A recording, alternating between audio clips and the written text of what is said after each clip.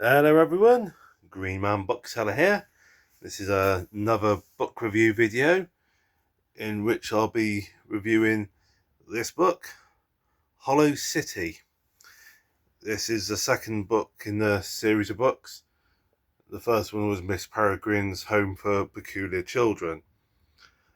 And this one picks up where the first book finishes. The first book, it ended with the time loop that these particular children occupied. It had been invaded by the bad guys, and they managed to escape, and they were sailing away across the sea with their leader, Miss Peregrine, who happened to be trapped in bird form. So with this one, it's like I said, it starts off with them sailing across the sea, and they eventually get to land and manage to find another time loop which is occupied by peculiar animals. The leader of that particular time loop, she's been kidnapped. Miss Wren, I think it was the leader of that particular time loop. She's been kidnapped, and the hollow animals that are living in there, yes, they've kind of been left alone, a bit defenseless. So the Jacob and the other peculiar children that he's with, they've got to try and help their leader, Miss Peregrine, help her to become unstuck, because like I said, she's stuck in bird form.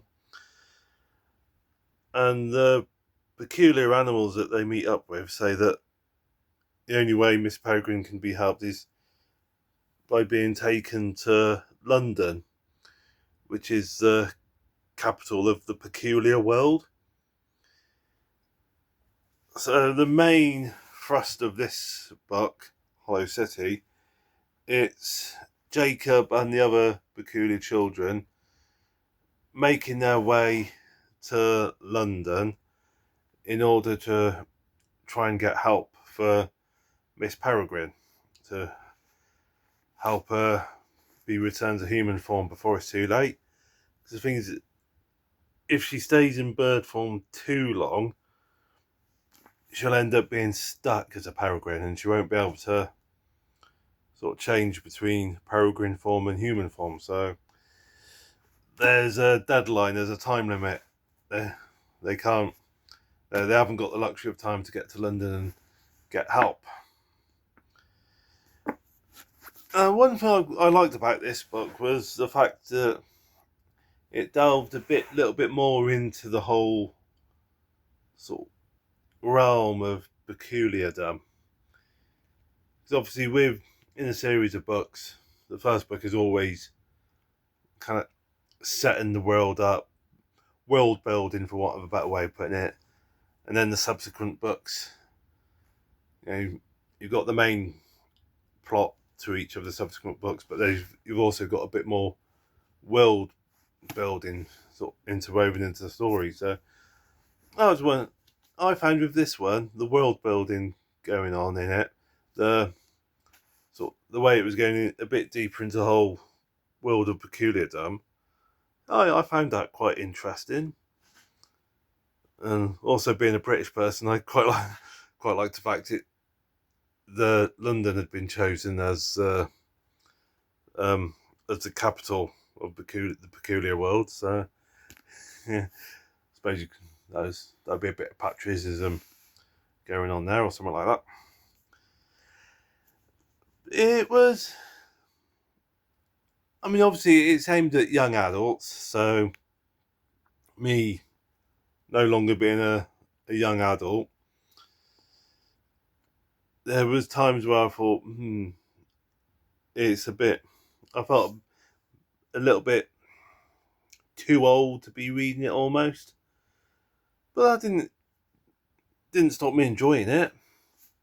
No, I still enjoyed it, even though there was the odd moments where the fact it was aimed at young adults did strongly come across to my mind, and left me feeling a little bit too old for it.